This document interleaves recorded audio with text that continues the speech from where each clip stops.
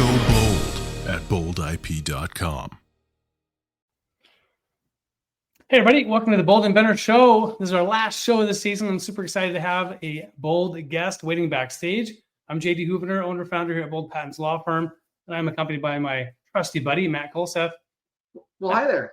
Good afternoon, Matt. Good to see you. Good to see you too. Second time today, actually. It's awesome. I know. It's the Christmas season, man. It is. Thank you for sharing you, Matt, with all of our audience. For those that might be new, haven't heard of us before, we are a patent law firm and we're lawyers, but we're not going to be talking about legal advice or talking confidential issues today. We want to keep things high level, doing a fun interview today, but we can share legal information. So please do ask questions, keep things hypothetical, but don't go ahead and post anything confidential. We don't want you to get in trouble or get the clock started. We have some live guests on, so please do make sure to subscribe. For those podcast listeners out there, we've got a Bold Inventor Kit available. So check the link out. It should be right there in the description on Apple, Spotify, wherever you get your podcasts. We've got a really great guest, like I said, on today in pet innovation. We got Jaifanon Jackson. We'll be getting to him in just a little bit, Matt. Great. You get to chat with him just for like 1 second before we went live. You have not yet met Jai. Nope. All right. Well, it'd be cool. Good for you to meet him on there. He's got a really neat pet leash. So hang tight for that.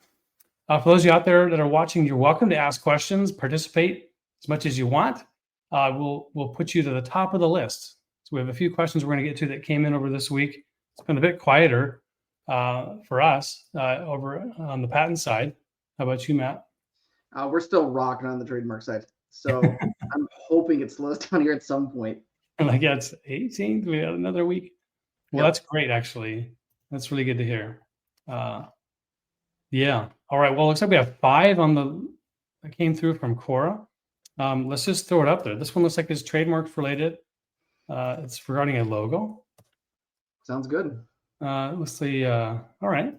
So if I make a logo for someone and it's their business on the clothes that they sell, is it a one-time fee to buy the logo, or can it be a small percentage of each piece of clothing sold?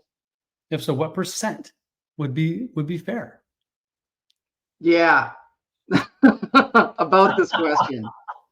I represent trademark owners typically, right? And so I'm always going to say that that's the client's trademark, right? They paid for it. They should own it. Now, this is more of a state level contract question than anything else, but you can contract yourself into anything you want, right? So theoretically, you could say, well, I want 10% or 5% or 1% of every sale.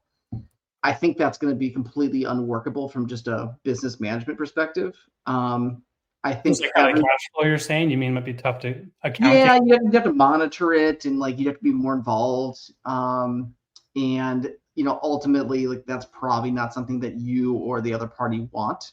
My recommendation would be to kind of do what's industry standard, which is a work made for hire agreement, meaning they put up money, and in exchange, you agree to create the logo for them and transfer the rights of that logo to the third party who's purchasing it from you.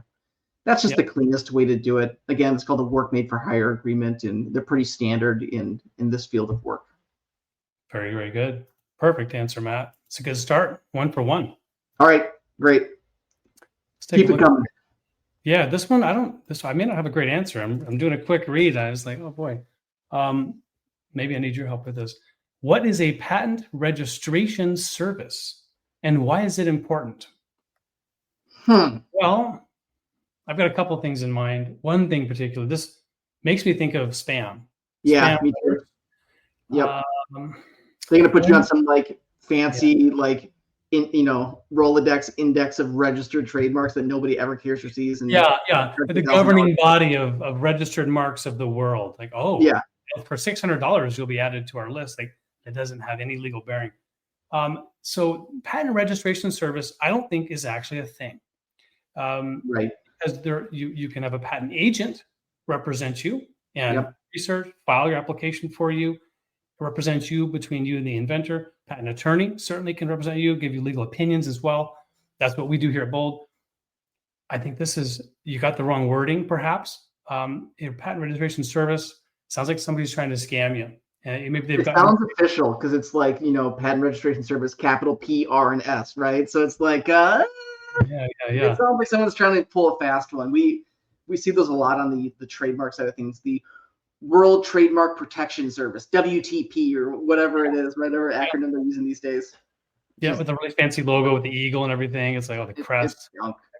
Well, that's my guess. If anybody else is online, they want to do some Googling or they challenge me on that, if there is such a thing, let me know. We're cruising. We're 2 for 2.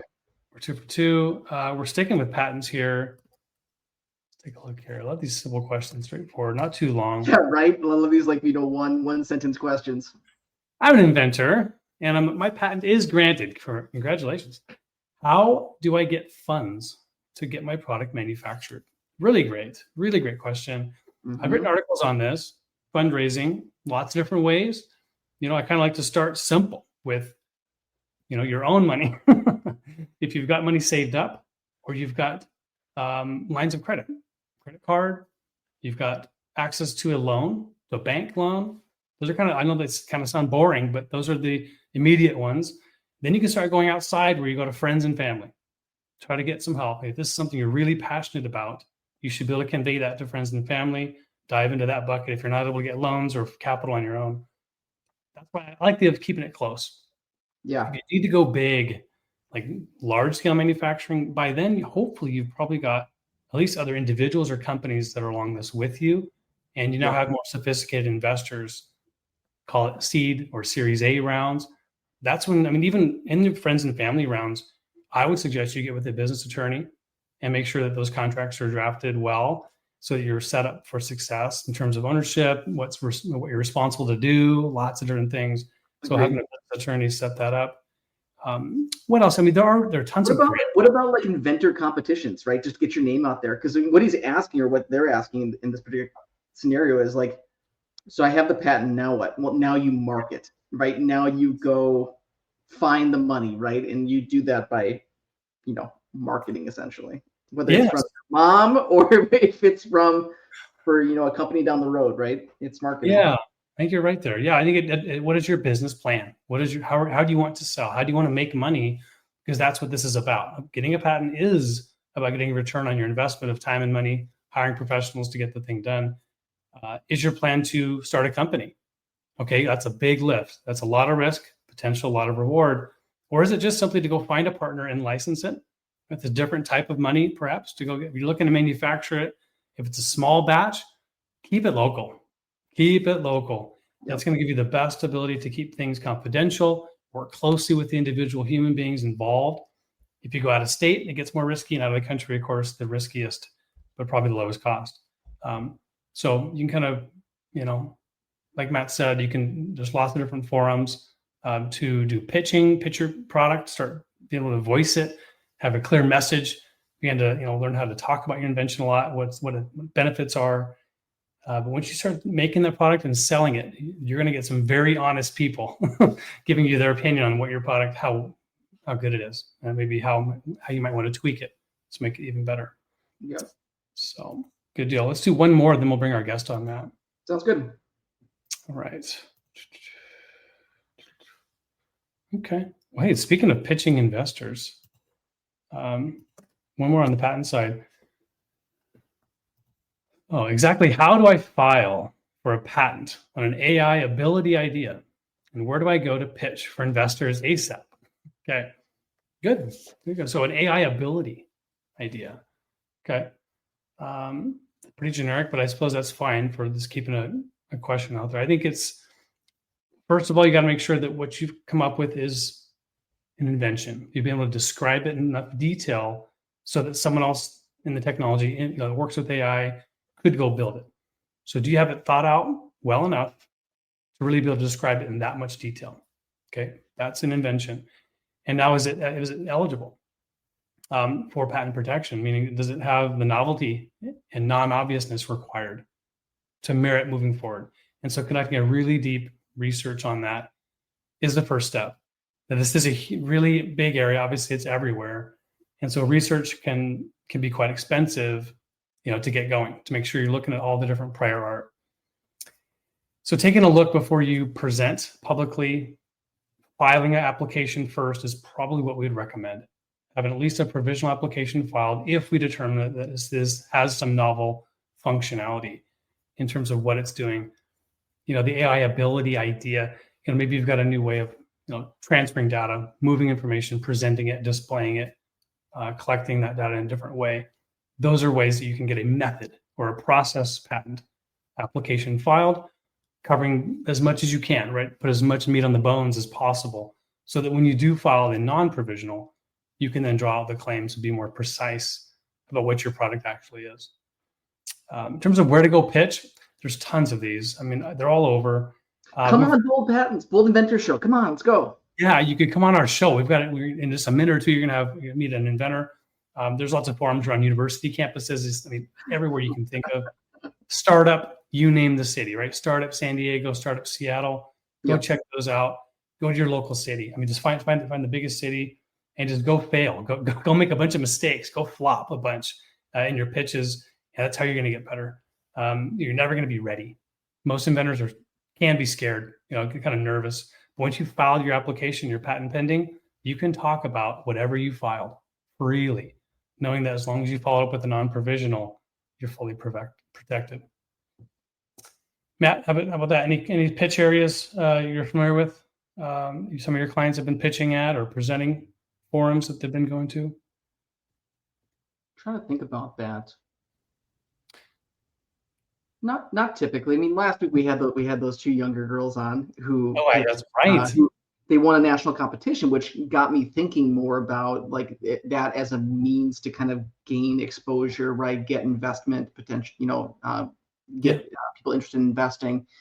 And then we were just talking to, my wife and I were just talking to an artist friend of ours about how he kind of grew his artwork business, right? Yeah. And that's how he did it.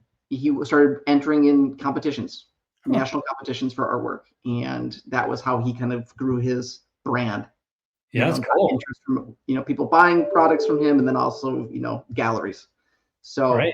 I think that's an option for a lot of inventors that they don't think about, is that there's probably some, invention convention out there that you could apply to, participate in. Absolutely. And you get free marketing. The company putting the event on is going to be pushing that all out everywhere. Yep. And you don't pay for it. All you do is, show up and talk about your. Yeah. And another thing to do too is start going to trade shows. If there's a particular trade that your product falls into, start going to trade shows and shaking hands. Yep. Let's do it, Matt. We got our guests waiting. We got Jaifanon Jackson. You ready? Yeah. All right, let's do Bring it. him on. Jaifanon, welcome to the Bold Inventors Show. Hey, everyone. How are you? Hey, I'm doing great. Good to see you. I appreciate you coming on. Oh, definitely. I humbly appreciate the time. Yes, for sure. Well, I see you got your branding there on your shirt, and you got a hat. Show us zoom in on that hat a little bit. What does it say? Tail and pause. Tail and pause. I love it. Anything with a tail will pause. Love it. Oh, well, tell us about your invention and how you got inspired. Little product here. Okay, show it off. I'm gonna put you on the large. Okay, so my invention. Okay, so my invention is a pet securing device, basically a leash. It's called the Paws Leash. This here I'm holding is the large Paws Leash. This is for your medium to large dogs. And what this allows you to do is attach this. I'm going to turn the camera just a little bit. Didn't bring any props in there. But it allows you to attach this to any pole-like apparatus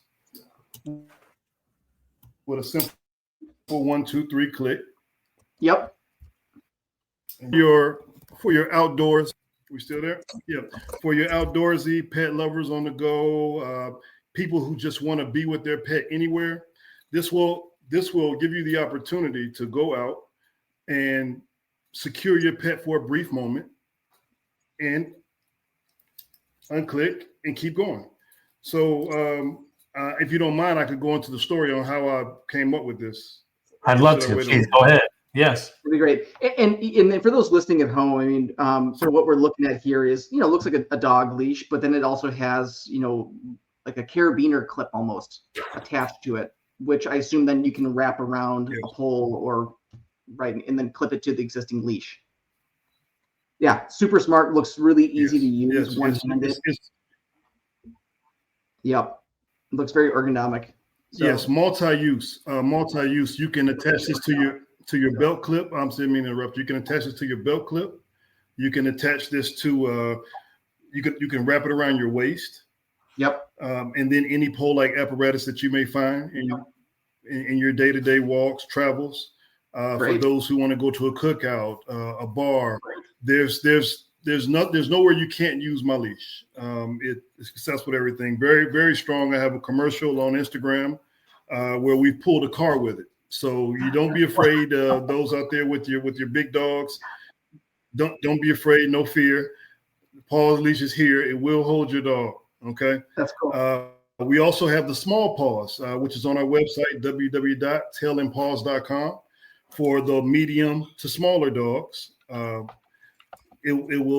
It's not bulky, weighs about 1/2 pound, very thin rope, and they come in stylish colors as well. So this is actually our first line here that we have for sale, 40% off on www.tailandpaws.com currently, that you can get for your holiday shopping. It's great. I love it. Very clever. Yes. I just got a dog this year, Cal. He's getting bigger Thank you. every day. He's a black golden doodle. And I could definitely use this, because he's very rambunctious, wants to say hi to everybody. So yeah, Yes. very, very cool. I saw your website too, tailandpaws.com. So you are selling now, right? Yes, sir. Yes, sir. All right. Let's see what they sell for. 65 and 60. You are, yeah. So full disclosure, I used to own a dog gear business. We manufactured American-made leashes and collars. It's called Tiger Tail. And yeah, you're going after the premium segment, obviously, right? Yes, definitely premium. Why? Because we offer a lifetime warranty. That's how much we believe in our product. Love that for you guys. I mean, the product looks great, looks high quality. I mean, this is not something you go to your, down the road manufacturer and have them produce. This obviously took some thought, took some prototyping, correct? Yeah, Yes, this is great. definitely. A lot of prototyping. Yeah, it's very cool. I dig it. So give us the backstory, Jaifanon. What sort of inspired you? So speaking of rambunctious, I heard you mention about Cal, is your new dog, right? Yeah. Yeah. So my neighbor had a Shih Tzu named Louie. All right, and when I get off work around 5:30, my neighbor didn't get off to 7:30. So I took a great liking to Louie, and I would walk Louie for him until he got home. He didn't get up to 7:30. So every time I would walk Louie, I would seem to get a lot of phone calls. Mainly because I had a catering business, and I would get a lot of orders around 5. I worked as an electrician during the day, cater as my second gig. Okay, so what happens? I would get so many calls, and I got the phone in the left hand. I'm kind of old school, so I didn't go with the earpiece. So I like to put the phone in my ear, and I would have Louie in the right hand, and phone rings. Hey, Jai, I got an order. And I'm like, God, I got Louie. So I'm looking around, I have to take a seat and, writing with Louie in my hand. And every time somebody walks up, Louie's running this way, I'm this way. I'm all over the place. So I got back and I said, how can I fix this? You just naturally, inventors just want to figure out a way to solve things. Sure. So I pulled out my pad, and I just drew what I knew I needed. I just drew it on a piece of paper, what I felt like I needed. Now, at that point, I didn't say to myself, I'm going to make this. I just said, it has to be a product out here that can give me what I need, and being able to multitask with phone calls, writing things down, and walking Louie at the same time. But I went on Amazon. I went to Walmart. I actually physically went into Walmart. I went into Pet Strips, PetSmart. I went on every platform that sold pet products, and I couldn't find anything that could satisfy my needs. So I naturally then went to my mom and I said, Mom, you know what? I think I'm going to try to invent something. And she says to me, well, you know what? When I was young, I tried to invent something.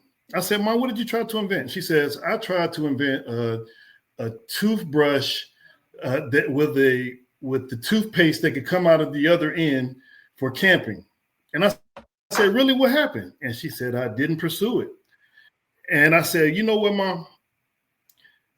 I'm going to pursue this. I'm going to invent this. And she said, you know what? You should go for it. If you believe in it, you should go for it. That's a great story. I then took a class.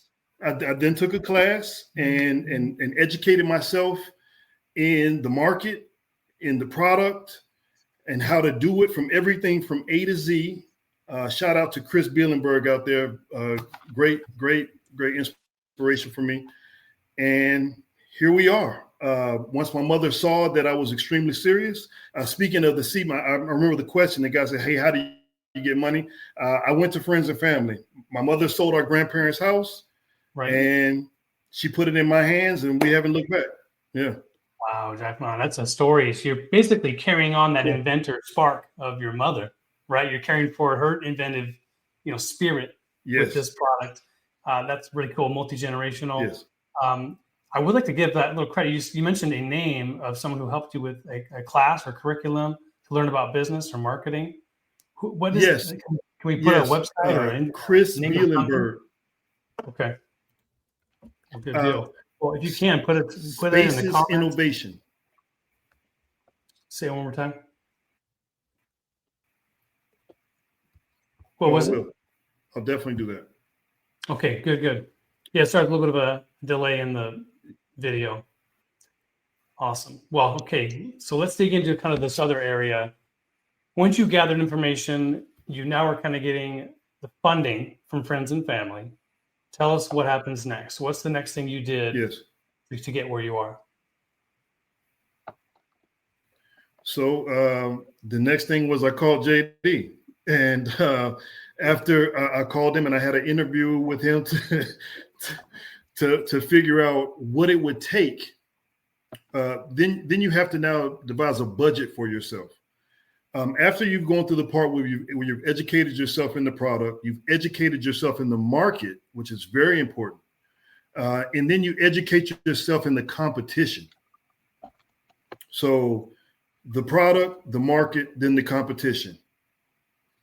Once all of this was dissected, I then got my prototypes together, and this is where Chris came in because he taught me how to devise a prototype. He taught me how to use a 3D printer and come up with these prototypes. Once we were able to come up with the right prototype, then came the testing. The testing is not anything that will happen fast. You have to give this time. There is no rush into this because it's a very expensive process. So if you don't take the time in testing and get you a group you can trust, because I had a group I can trust, you have your NDAs, your non-disclosures, and you have to give them time. I then tested the product for a year with over 20 individuals who had dogs. So I came up with 20 prototypes, let an array of dog owners from small dogs to large dogs test it out. Came up with a list of test questions, with a list of questions. Hey, how much would you pay for this? Do you like how it looks? If you could change one thing, what would it be? Awesome. What did you do with your leash? What I'm hearing from you. So over the course of a year, you're very intentional with what you do, which, a lot of inventors are kind of shoot from the hip, but it seems like you really have a plan, and you had a plan. That's great. Yes. Yeah. Well, I want to say shout out to YouTube University too, because I'm an electrician and a chef. I didn't know anything about this, so I had to go to all areas I could to educate myself in what it would take. A lot of different podcasts, a lot of different just guys who are on YouTube. I can't just say just one because I went through so many who this is truly comes from the internet. My knowledge came from the internet. So for those out there who say, hey, I can't get it done, I can't. Yes, you can. Yes, you can. You can get it done, and you have to have no fear. You cannot stop at anything. You can't be afraid to take chances. And this is just something to go on to all the inventors who are out here who believe in what they have. Self-inflicted wounds can hold you back. Don't allow for self-inflicted wounds. Jump in the game, educate yourself in it, and keep moving. Okay, Jai, tell me about something that didn't go your way. Let's say you sent this off to a couple customers and maybe one of them told you something you didn't want to hear. Oh, wow. That's, honestly, no customer yet has had any complaints. Everyone has loved the product. The only thing, that's awesome. I've been extremely fortunate, extremely blessed that everyone who's purchased the product has loved the product. They love the fact that if anything takes place with the product, they can send it right back, and I'll get you another one out. I love the lifetime warranty. So if I had to say anything, my manufacturer is great. So, okay, here's a story. Yes. I started off making this myself right here in Raleigh, North Carolina. Okay. And I realized that it was just extremely too pricey here because I just wanted to be able to say made in America. I wanted to be able to have that sticker on my product. But unfortunately, to be able to give people a fair price, it's very hard starting out to do that. So I was fortunate enough to the individual who was sending me parts from China introduced me to a manufacturer out there who believed in me, for one. They just really said they liked how respectful I was. And they have gone out of their way to supply me with a great product, lifetime tooling, which they provided me, which is almost unheard of. Yep. And the shipping is amazing. So that was one thing that I thought I would be able to do that didn't work. I thought I would be able to make this I started off hand making this, and it didn't work out, but it just was too expensive. I would have to have the product at over $150, which is insane. But now I was able to cut the price, and we looked at maybe possibly shave the price down a little bit more and still have the lifetime warranty for our customers, just because business is great. We're able to come out with another line, a color line. If you go to www.talentpause.com, a lot of people at pop-up shows that I attend want the multicolored leash. So they want the colorful, stylish leashes. I get it. They're on the way. They're coming. And they want the smaller leash, the small paws, because we have a lot of active dog owners who have small pets. And people want their leash to match with their shoes these days. So I'm making a way. They want it to match with their purse. So I'm providing that. So Jaifanon, you talked about these pop-up events and in-person, something kind of like trade shows. But before you mentioned you got a lot of education through the internet and you are selling online. Yes. What have you found to be the most impactful ways to reach potential customers, get deals done? Is it in person or online or mixable? Contrary to the belief, in person. In person, why? Because people get to meet me. You get to talk to me. I get to live show you how my product works. You get to feel it. You get to touch it. And there's nothing beats in person. I mean, you can see a lot of reels and a lot of funny commercials on Instagram and Facebook and TikTok, and I love it. I love the platform, but you have to get out there. You have to go to these pet shows. You have to go to these trade shows. You have to go to whatever your subject is, any genre, whatever that is, you have to go to these events and be part of it. That has been the best way. It's been the most impactful way, because now people see you. They go right on your site. If they don't buy right in person, they know what's going on. They know what to expect. And I love the feeling of doing that. Wonderful. All right, let's talk a little bit about the patent world. You're working with Ms. Vanita Singh on your application. I want to hear a little bit about your Yes. experience working with Benita, Yes. and then talk about international protection and what you started to do there. Yes. So Bonita has been great to work with. She shoots straight with you. She didn't tell me initially. She didn't tell me what I wanted to hear. Like you might meet a lot of lawyers who are going to just tell you what you want to hear. No, she didn't do that. That was what won me, because she says, "Hey, I don't know if we can do this. I'm going to tell you, you got a chance, but then I'm going to tell you, hey, it may not work." And she didn't just try to sell me a dream. So that in itself told me, I said, I think you're for me. And I was fortunate she was able to get it done faster than when she told me she's almost done any patent. Couldn't believe it. Remember she called me. I took a vacation. I was in Tampa, and she said, "Hey, I know you're on vacation, but I just want to let you know that everything went through, and congratulations." And that was like the greatest thing that I heard. Like, it was just to hear that just made me feel like, hey, you accomplished this. It's done. So we then moved forward. She introduced me. She educated me. That's one thing I want to say. She did a lot of educating. She not only just did the work, but she educated you every step of the way. And I appreciate that the most. Just to be able to just continue to get education on what it takes, what happens, paperwork, replies. She was there every step of the way. And I'm not sure, I don't know what other law firms are like, but she did that for me. And I appreciate that. And so now we're moving forward with international patents. I actually just sent the email that I wanted to do Australia now, because I met an influencer in Australia who loves the product. So Love it. That's great. So now we're going Australia, Japan, China, Canada, I believe Brazil. We have so many countries, so we want to get the globe. That's the goal. That's amazing. Taking the world by storm, Jaifanon. Yep. It's wonderful. So yeah, you've kind of capitalized on the fact Yes. The U.S. examiner says green light, thumbs up. We're going to allow the patent. Now you can go and make those investments in the countries where there are markets.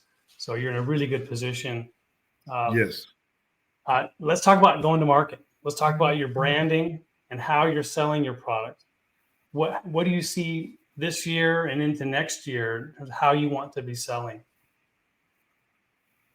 Well, again, the live shows are my biggest asset. The live trade shows are my biggest asset. Right now, coming up in March 26th to the 28th is the American Pet Products Association Product of the Year trade show, which my product will be nominee for Product of the Year. That's awesome. For those out there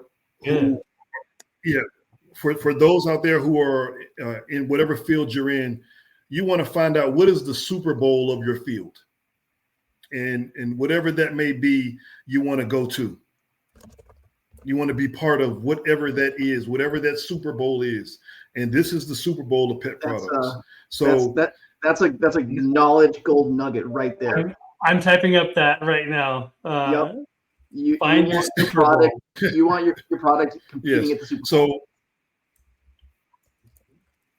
that's great. Yes. So I'm going to the Super Bowl, and we're going to make commercials. We got interviews set up. We have a quasi news team coming over. Everything to give all my online shoppers, all my streamers, all my real watchers online. I'm providing that from my experience there. Live streaming from the Super Bowl, the American Pet Products Association trade show.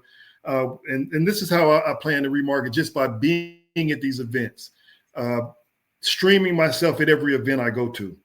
And this is how I'm going to approach 2025. I feel like this is the best way to be in the game, to be in action, have your product in action, and going live every time you're there. And this is my new, not just buying some type of commercial and just keep hitting it. No, you have to be seen as much as you can be. So that's my plan for 2025. I love that. You have a plan, man. Just like Matt said, you're a planner. And I think you're going to do it exactly what you planned for. Yeah, I mean, good things good. happen to inventors by accident sometimes, but more often than not, it takes someone who's very strategic in order to accomplish goals, right? So, yeah, hats off to you. I'm excited for you just listening to you. Okay, exactly. So, okay, talk to us about Thank you. anything else you're working on. I suspect because inventors invent, do you have any other products you might want to roll out? Do you have any other parts of this company that might be coming soon? Don't tell us Yes. exactly what you're doing, but Yes. So again, I spoke about the small paws. We have the large paws and we have the small paws. I spoke about the color lineup, the assortment of colors that we're coming out with. A lot of colors to be able to satisfy everyone out here who, when I'm at these live shows, hey, do you have orange? Do you have pink? So yes, all your colors will be out.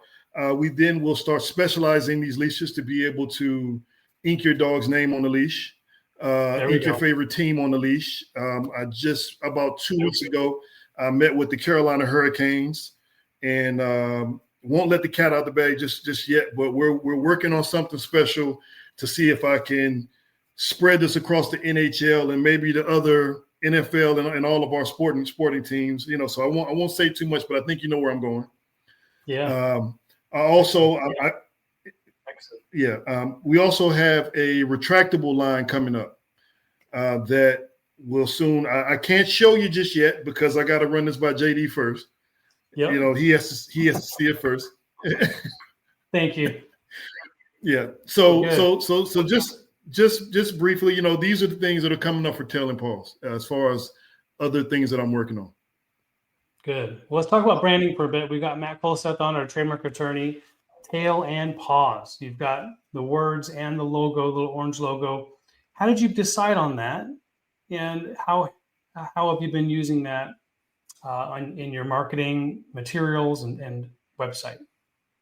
Okay. Well, actually, it took a while because this product had a couple of different names in the beginning until we found out that it was someone's name somewhere else for some other product. So it was a lot of trial and error that came with that. But I wanted something compact, something that could easily be applied. And I have actually both of these trademarked. The paw with the paw symbol in the middle. Yep. Is actually trademarked, and the name altogether is actually trademarked. So I came up with the circle. I came up with the circle here to represent the globe, because just like with JD's help, we're going all around the globe. And, you know, and put it all in this box. So that was how I actually came up with it. It's very simple, something that I felt like just look neat, and there it wasn't much to that. I just felt like anything with a tail we could pause, and the strength of the leash as well. So with the bold represents the strength of the leash. So that's why we chose bold print in that. So very, very, very simple. I actually did my before I met JD. I actually did my trademark on my own again through YouTube University. Just learn how to do it. Sorry I couldn't come to you for that, Matt, but that's all right. I was actually just looking at one of the trademark applications, and it looks like the logo one you were just talking us through just registered on December 3rd. So congratulations. Yes, thank you. Excellent job. That's a great. Big deal. Yeah, at least in my book, it's a big deal. Yeah, thank you. Yeah, it took a lot. It did. No doubt. Well, I appreciate you sharing your story with us today. I always ask this of our guests: if you could, you've already dropped a lot of golden nuggets and wisdom, but if you could kind of, with parting words here, a final thought or inspiration for some of those inventors that might be where you were at the beginning, what would you say to them as they get started on this journey? I may have said this earlier, but I'm going to say this to you all out there. No fear. You can't have any fear. If if there's something you're thinking about, you have to almost, in a sense, be prepared to go all in. Don't be afraid to fail. Okay. For those out there listening, never be afraid to fail. I love that advice. And like, you know, I'm just thinking, I mean, there's no world in which you exist being an entrepreneur where you don't succeed. You personally, like it's clear to me, you know? So I would say, like, for those listening at home, if this isn't resonating with you, maybe being an entrepreneur is not for you, right? It might not be for you. Yeah. If you can see a little bit of yourself here, then maybe move forward. Yeah, it is. Thank you. Wisdom for sure. Jaifanon, we're gonna have you back. We want to hear how things are going with the Super Bowl, as you say, of that world. You can call us from you can dial in from your private plane next time we talk in a couple years. Well, hey, look, hopefully you guys are with me on the plane. That sounds great. Well, best of luck working with I'll be cleaning the plane for you. Thank you both. Well, we're going to wrap up our show for Matt, for Jaifanon, everybody here at Bold. Wishing you guys a wonderful rest of your week. Merry Christmas. Happy holidays. Take care. We'll see you next year. Go big. Thank you. Go bold. You're right about that.